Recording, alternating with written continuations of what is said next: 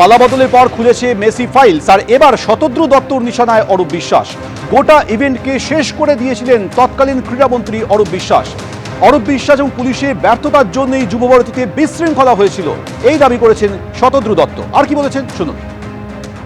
আমরা এই মুহূর্তে বিধাননগর সাউথ থানায় রয়েছে শতদ্রু দত্ত, যিনি মেসির ঘটনায় গ্রেফতার হয়েছিলেন। পরবর্তী ক্ষেত্রে তিনি অভিযোগ দায়ের করেন বিধাননগর দক্ষিণ থানাতে, এবং সেই অভিযোগে রাজ্যের প্রাক্তন ক্রীড়ামন্ত্রী অরূপ বিশ্বাস, রাজ্যের প্রাক্তন ডিজিপি, তৃণমূলের রাজ্যসভার সাংসদ, আইপিএস অফিসার রাজীব কুমার থেকে শুরু করে জুই বিশ্বাস, একাধিক ব্যক্তির নাম ছিল।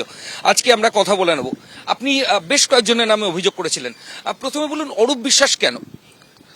অরূপ বিশ্বাসই তো প্রথম আমার ইভেন্টটাকে উনিই শেষ করেছিলেন, কেননা উনি নিজে ঢুকে, উনি লোক ঢুকিয়ে পুরো আমার ইভেন্টটা উনি এবং পুলিশের ব্যর্থতা, এই দুজন মিলেই আমার ইভেন্টটাকে শেষ করেছিলেন।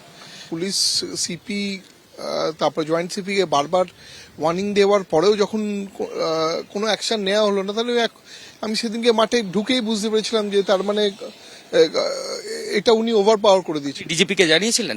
হ্যাঁ, আমি 3 দিন আগে যখন ওনার সঙ্গে গিয়ে পার্সোনালি মিটিং করেছিলাম, সেই মিটিংয়ে সিপি বিধাননগর ছিল, ADG law and order Javed Shamim ছিল।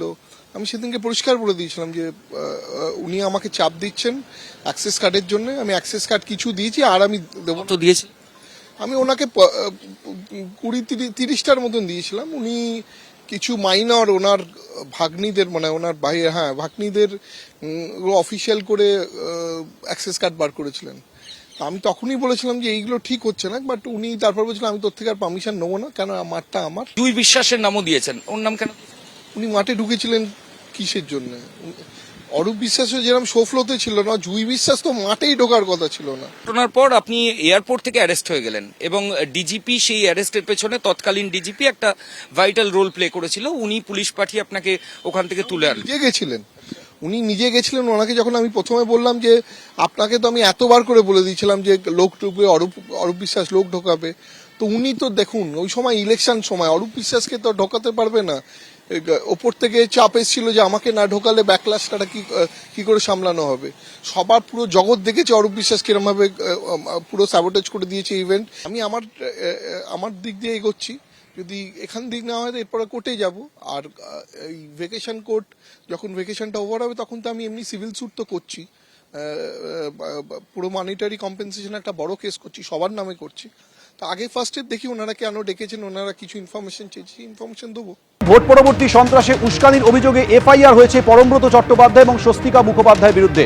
জামিন অযোগ্য ধারায় এফআইআর করে পুলিশের তরফে তলব করা হয়েছিল। আজ হাজিরা দিলেন স্বস্তিকা মুখোপাধ্যায়।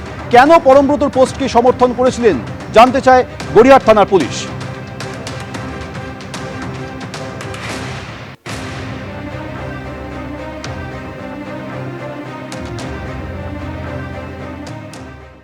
এবিপি আনন্দ, এগিয়ে থাকে, এগিয়ে রাখে।